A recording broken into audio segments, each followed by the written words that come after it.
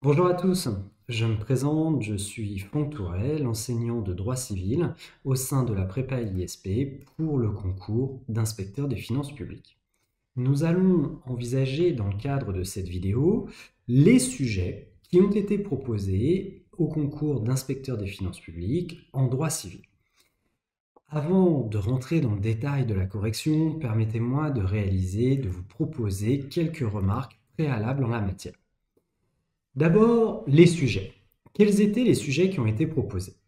À l'inverse des années précédentes, où il s'agissait d'une dissertation et d'un commentaire d'arrêt, l'année dernière a été proposé un sujet de dissertation relativement classique et un sujet de cas pratique, ce qui est en réalité plutôt une nouveauté si on compare aux annales des années précédentes, où il s'agissait essentiellement d'un commentaire d'arrêt.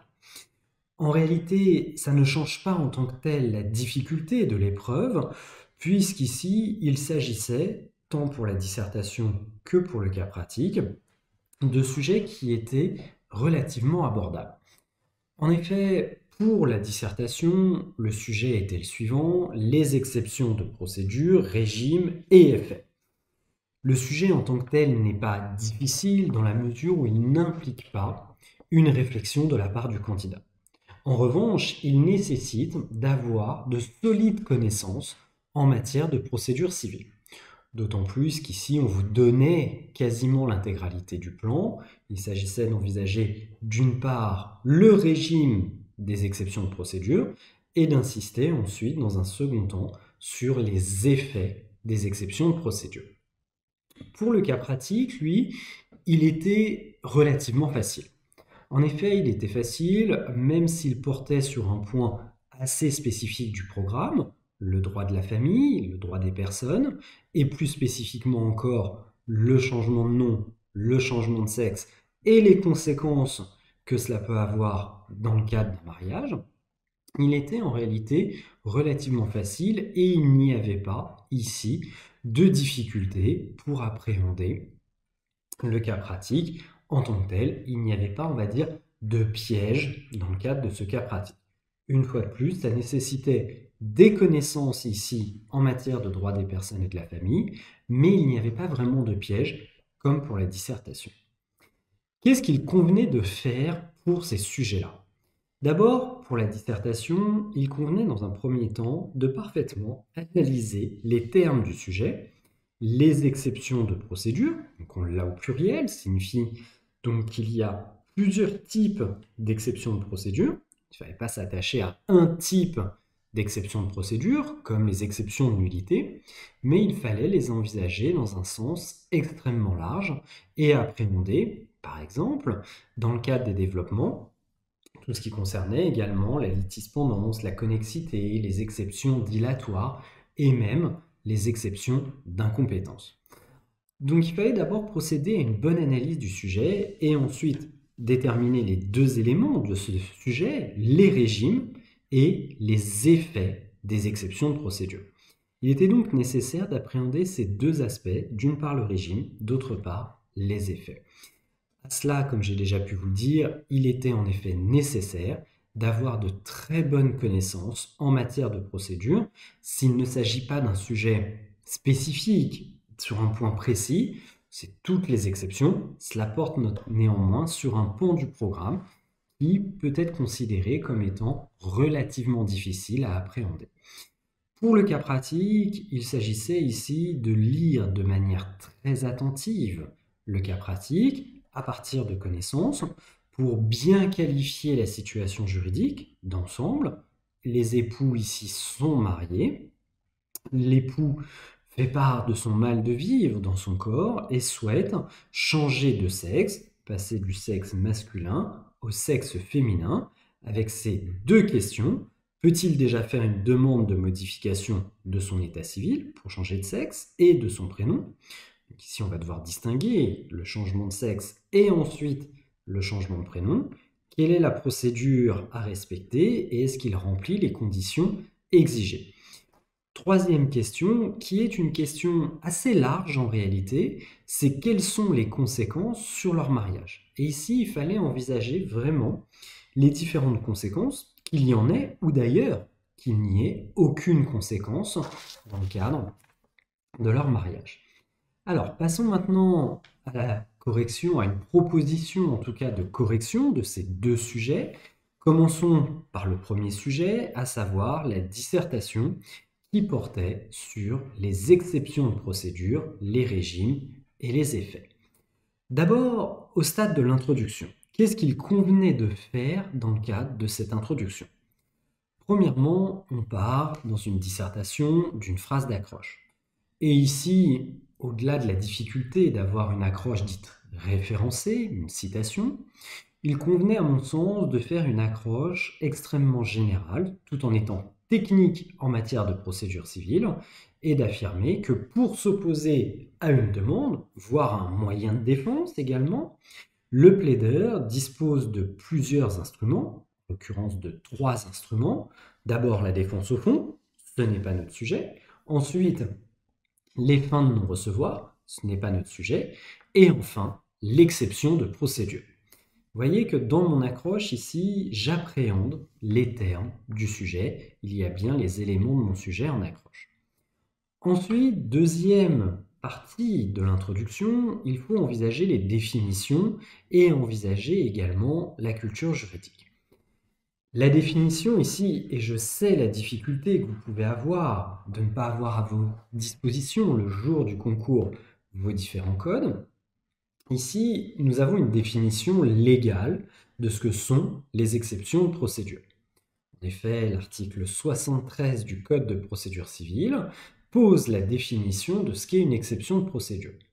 Il s'agit d'un moyen qui tend soit à faire déclarer la procédure irrégulière ou éteinte, soit à en suspendre le cours. Le défendeur, ici, dans le cadre d'une exception de procédure, ne conteste pas la prétention du demandeur sur le fond, ça c'est un moyen de défense au fond, ni même le droit d'agir de la part du demandeur ou du défendeur. C'est le régime ici des exceptions des fins de non-recevoir. Au contraire, ici, dans le cadre de cette définition, il fait valoir un moyen de procédure. Et là, ce qui était à mon sens très important dans le cadre de la culture juridique, c'est de justement bien préciser immédiatement au correcteur quelles sont les différentes exceptions de procédure. Si l'on suit le code de procédure civile, il existe 4 exceptions de procédure. D'abord, les exceptions d'incompétence. Ensuite, les exceptions de litispendance et de connexité. Les exceptions dilatoires ensuite, et enfin, les exceptions de nullité. Et ici, l'objectif de notre dissertation, ça va être justement de varier et d'envisager ces différents aspects, ces 4 types d'exceptions de procédure, à savoir exception d'incompétence, exception de litispendance et de connexité, exception dilatoire et les exceptions de nullité. Sachant que, quantitativement, les plus importantes sont les exceptions de nullité et même qualitativement, dans la mesure où ce sont les plus invoquées en pratique et qui font l'objet également d'une réglementation extrêmement particulière avec une forte jurisprudence en la matière. Donc nullité, comme vous le savez, distinction entre les nullités pour vice de forme et les nullités pour vice de fond. À mon sens également, dans le cadre de la culture juridique, il était nécessaire de justement bien comparer les exceptions de procédure de manière très générale, très globale, avec les autres moyens que sont les défenses au fond et les fins de non-recevoir. Ainsi, contrairement à la défense au fond, l'exception de procédure ne contredit pas directement la demande et ne vise que l'irrégularité de la procédure. Également, ici, en matière d'exception de procédure, il ne s'agit pas de contester le droit d'action pour défaut de droit d'agir, défaut de qualité à agir, prescription, forclusion, ou même dans le cadre d'une clause préalable de conciliation, mais il s'agit, dans le cadre d'une exception de procédure, de contester sur le terrain de la procédure, par exemple, le tribunal de la compétence, ou même de contester un acte de procédure qui ne remplirait pas les conditions de fond et de forme de cet acte, les conditions de formation de l'acte de procédure. Aussi, la problématique qui en découle de ce sujet est la suivante. Dans le cadre des exceptions de procédure, le droit d'agir de l'adversaire n'est pas discuté. L'irrégularité ici est cantonnée à la procédure, aux éléments de la procédure. Ainsi, si le régime des exceptions de procédure est unitaire, en effet, c'est ce que l'on va démontrer, c'est que quel que soit le type d'exception de procédure, on va retrouver des règles communes en fonction de ces types d'exceptions de procédure. Néanmoins, les effets des exceptions de procédure sont distincts selon les exceptions de procédure. On ne va pas avoir le même effet si c'est une exception d'incompétence, par exemple, si c'est une nullité pour vice de fond ou pour vice de forme, ou une exception dilatoire, par exemple. Les effets ici vont être distincts. Allez, commençons tous les développements. Je vais vous proposer un plan qui est relativement accessible dans la mesure où il reprend en réalité la distinction qui figure dans le sujet entre les régimes et les effets. Grand 1, le régime général des exceptions de procédure. Deux idées sont à aborder dans le cadre de ce grand 1. D'abord, à quel moment on peut présenter l'exception de procédure, et ensuite, qui peut présenter cette exception de procédure. D'abord, sur la question du moment de la présentation de l'exception de procédure. Contrairement à une défense au fond, et à mon sens c'est un élément très important dans votre développement, toujours d'essayer de comparer avec les défenses au fond et les fins de non-recevoir, les exceptions de procédure doivent être soulevées in limine litis, c'est-à-dire avant toute défense au fond et toute fin de non-recevoir. Mais ce n'est pas suffisant dans le cadre de ce régime. Si elles doivent être soulevées in limine litis, elles doivent être également soulevées simultanément. En effet, l'irrespect de ces exigences va entraîner l'irrecevabilité de l'exception de procédure. Néanmoins, il existe des tempéraments à ces deux éléments. En effet, la cause parfois de certaines exceptions de procédure ne vont se manifester qu'en cours de procédure. Et d'ailleurs, même, ça va se manifester souvent après une défense au fond. Aussi, le législateur a pu préciser que l'exception, par exemple, de nullité pour vice de forme d'un acte de procédure pouvait être soulevée à l'issue de la réalisation de cet acte-là. En effet, et ça peut être le cas également aussi ça peut être également le cas dans le cadre d'autres éléments d'actes de procédure, dans le cadre d'une nullité pour vice de forme qui ne va apparaître qu'à l'issue de l'élaboration de cet acte.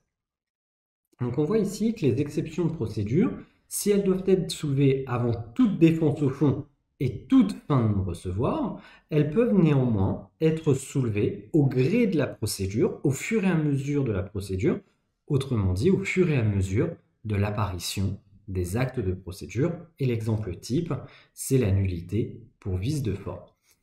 Autre particularité que l'on pouvait envisager ici sur le moment de la présentation de l'exception de procédure, ce sont les spécificités dans le cadre d'une procédure dite orale. En effet, en cas de procédure orale, seules les déclarations qui sont faites à la barre doivent être prises en considération. Aussi, la communication de conclusion au fond avant l'audience ne vont pas empêcher de soulever une exception de procédure lors de l'audience, pourvu à ce moment-là que l'on respecte bien l'ordre de l'article 74 du Code de procédure civile et qu'à l'audience, on soulève bien dans un premier temps l'exception de procédure et ensuite qu'on invoque les défenses au fond. Plusieurs éléments donc à envisager dans le cadre de ce grand A. Dans le cadre maintenant du grand B, l'auteur de l'exception de procédure. Si certaines exceptions ne sont pas susceptibles d'être relevées d'office par le juge, on pense à l'exception par exemple de péremption, ou même de nullité pour vice de forme, d'autres exceptions de procédure doivent être même soulevées d'office par le juge. C'est l'hypothèse notamment de l'exception d'incompétence. Mais attention, dans ce cas-là, ça ne concerne que certaines hypothèses. En effet, l'exception également de nullité pour vice de fond peut être aussi relevée d'office, mais à la condition, dans ce cas-là, que l'irrégularité ait un caractère d'ordre public. Je vous renvoie ici aux articles 120 du Code de procédure civile. Sinon, dans la très large majorité des cas, l'exception de procédure, enfin je devrais dire plutôt les exceptions de procédure, peuvent être soulevées, sont soulevées par les parties. Grand 2 maintenant, la pluralité des faits des exceptions de procédure. Déjà, premier élément à envisager, ce sont les effets variés selon l'exception de procédure. Certes, il y a des points communs entre les différentes exceptions de procédure, mais en réalité, chaque exception de procédure va avoir des conséquences, un effet distinct. D'abord, contrairement aux défenses au fond ou aux fins de non-recevoir, l'exception de procédure n'a qu'un effet provisoire. Lorsque l'exception de procédure est accueillie par le juge, cela n'interdit pas par la suite de régulariser également la procédure, ce qui permet au demandeur de finalement réitérer sa demande et de poursuivre l'instance. Il en est également ainsi passé un certain délai en matière d'exception dilatoire. On peut prendre des exemples maintenant sur le terrain des nullités par exemple. En effet, il est possible, dans le cas d'une nullité pour vice de forme, de régulariser par la suite un acte qui ne remplissait pas les mentions obligatoires fixées par un texte du Code de procédure civile, par exemple. Ensuite, ici dans le grand A, toujours, il faut vraiment envisager tous les effets que peuvent avoir, par exemple, les exceptions d'incompétence. Quelle est la conséquence d'une exception d'incompétence? Quelle va être la conséquence? Qu'est-ce que cela va entraîner comme effet? Les exceptions de litispendance et de connexité. Quelles vont être les conséquences des nullités, des exceptions dilatoires? Et enfin, quelles sont les conséquences des exceptions de nullité? Le juge va prononcer la nullité de l'acte avec éventuellement d'autres conséquences, la risque d'entraîner les actes pris en application de cet acte qui a fait l'objet d'une nullité. Enfin, dernier point à envisager dans le cadre de cette dissertation, ce sont les voies de recours. En effet, il y a un débat extrêmement important là-dessus, sur ce point, et comme pour les fins de non-recevoir, à l'inverse des défenses au fond, la décision qui statue sur une exception de procédure n'est en principe, et j'insiste bien sur le en principe, n'est en principe pas susceptible d'appel ou de pourvoi, si ce n'est en même temps que le jugement sur le fond. Ça va emporter pour le tout.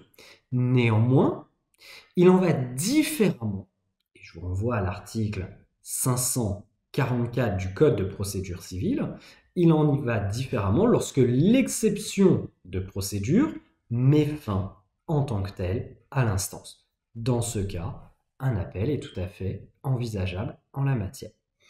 Donc, en conclusion de ce cas pratique, de cette dissertation, la dissertation n'était certes pas difficile, mais il fallait trouver un bon équilibre entre la comparaison avec défense au fond fin de non-recevoir et bon équilibre également dans le cadre des développements à ne pas surdévelopper le régime des exceptions de nullité au détriment des autres types d'exceptions de procédure.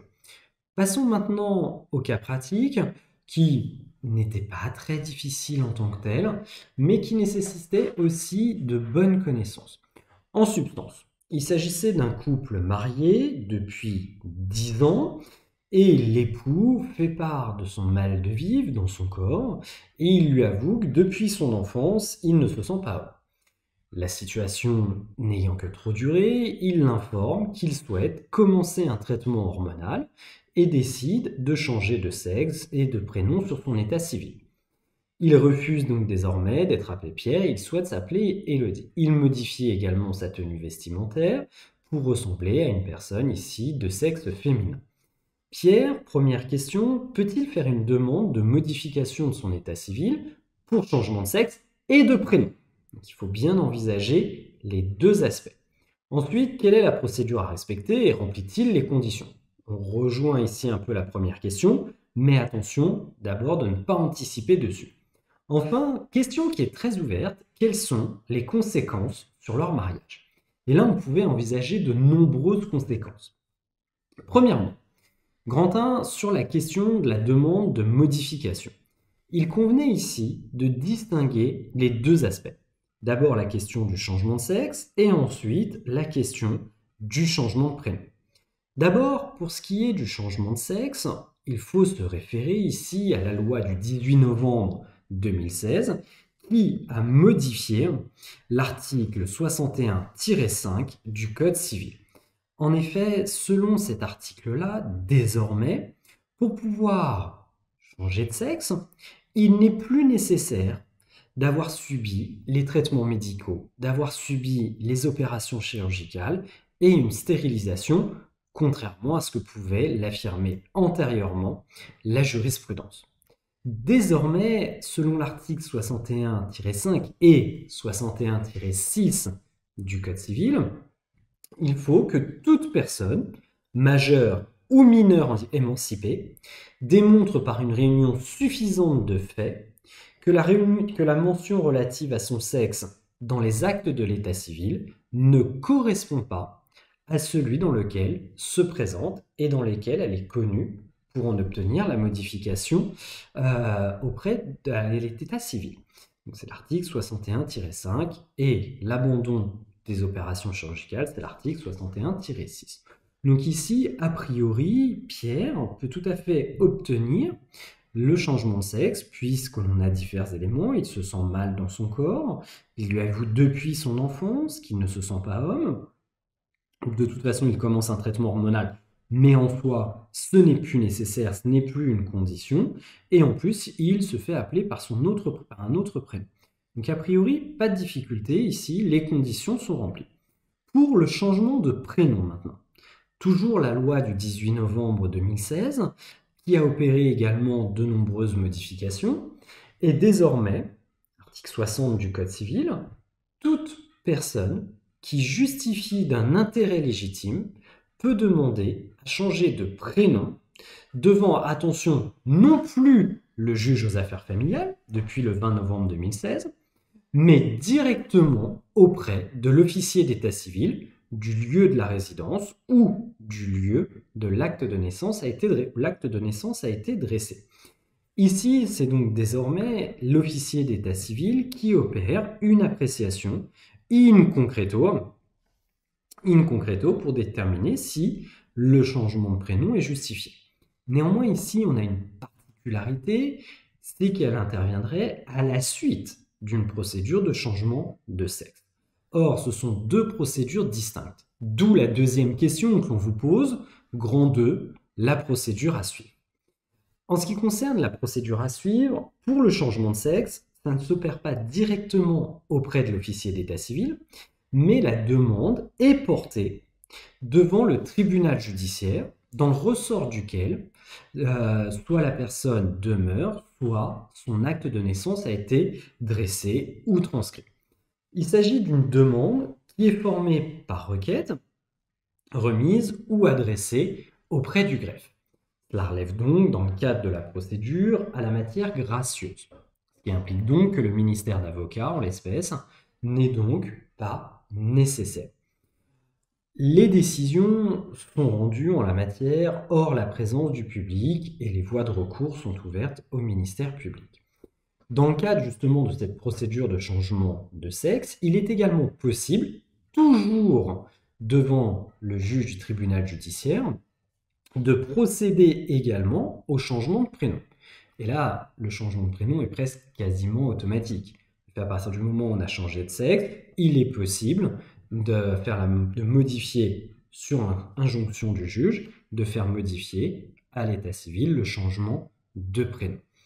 Aussi, lorsque le tribunal ordonne la modification des prénoms dans les actes, l'officier d'état civil doit donc modifier les actes de l'état civil. En l'espèce, les conditions sont parfaitement remplies pour pouvoir procéder au changement de sexe. Il n'y a pas de difficulté, on peut relever le traitement hormonal, on peut relever également qu'il avoue depuis son enfance qu'il ne se sent pas homme, qu'il veut désormais se faire appeler Élodie. On voit donc bien ici que le juge prononcera le changement de sexe et par extension, il sera possible également de procéder à la modification du prénom. Dernière question maintenant qui est un petit peu plus délicate. Pourquoi est-ce qu'il fallait sur cette question avoir une approche extrêmement large du sujet? En effet, on vous pose la question: quelles sont les conséquences sur le mariage? Plusieurs conséquences. On peut envisager plusieurs hypothèses qui, à mon sens, pouvaient vous faire gagner de nombreux points dans le cadre du cas pratique. Premier élément, c'est d'envisager la nullité du mariage. Nullité du mariage qui peut être appréhendée sous deux angles. Premier élément, c'est de l'envisager dans le cas de la différence de sexe. En effet, au moment où ils se sont mariés, c'est-à-dire en janvier 2020, en 2010, a priori en janvier 2010, et il n'y avait pas encore eu la loi ouvrant le mariage pour les personnes de même sexe. Donc il fallait être de sexe différents au moment de leur union. Néanmoins, au moment de leur union, ils étaient bien de sexe différents. C'était bien un mariage d'un homme et d'une femme. Donc dès lors, sur ce premier fondement, le juge ne pourra que rejeter la demande, puisqu'au moment de la formation du mariage, les époux étaient bien de sexe différents. Mais on pourrait également envisager la nullité du mariage, cette fois sur un autre fondement, sur le fondement de l'erreur sur les qualités essentielles.